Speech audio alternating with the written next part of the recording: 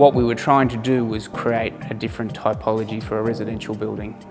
The brief from the client was pretty strong in terms of creating a product for an owner-occupier for a larger product. It meant that we could then talk to or reference the terraces across the road, and it meant that we could diverge away, or we felt we could diverge away from a traditional residential type of building which would have had, you know, balconies and glass facing the street and have very little, you know, presence on the street. It would have just been a series of glass facades. So we were presented with a really unique opportunity, both in terms of the site, but also in terms of the brief from our client. The significance of the name terracotta is drawn largely from the building, or the type of building material that we want to use. What we were trying to create is a building that had a layering to the street and also had a referencing to the existing warehouse structures of the area. So we wanted to create quite a hard facade to the street, and we came across a product which is a terracotta block. Some might say it's a type of breeze block, but it's terracotta and it's quite beautiful in its shape.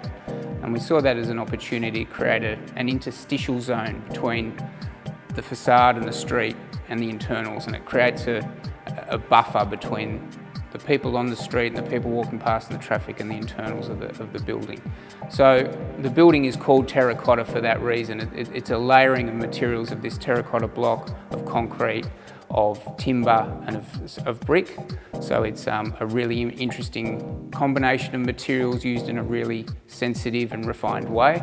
In conjunction with the external finishes, we've also got a very specific internal palette in mind, which references what we call soft industrial, which is not a new term, it's been around for a while.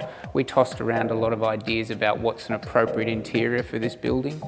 We sort of came across sort of an aesthetic which is like a contemporary version of a 50s and 60s. We looked at Mad Men and things like that in terms of, it could be quite masculine in terms of, again, some concrete, hardwood timber floors, dark veneers, stones in the bathrooms and the kitchens. Obviously there's quality appliances like Miele and Parisi fittings and all those sorts of things, but at the end of the day, all of those things come to create a building that is of a certain quality, which is referenced in the street and carried through to the interiors. Other than the facade elements, which we believe is truly unique in this market, obviously the building itself then has its own unique features internally, whether it be from 2- and 3-storey high townhouses which front the streets, or a hybrid of some smaller residential product which give people the capacity to get into a development like this while still experiencing the same level of quality of finishes.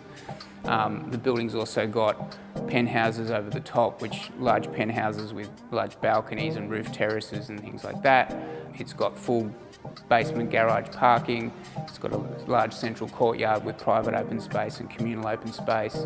The uniqueness of the development is primarily the fact that we have a triangular site aimed at a certain type of market where we can build to the street with a fantastic quality of material. So it's uniqueness upon hopefully uniqueness. So.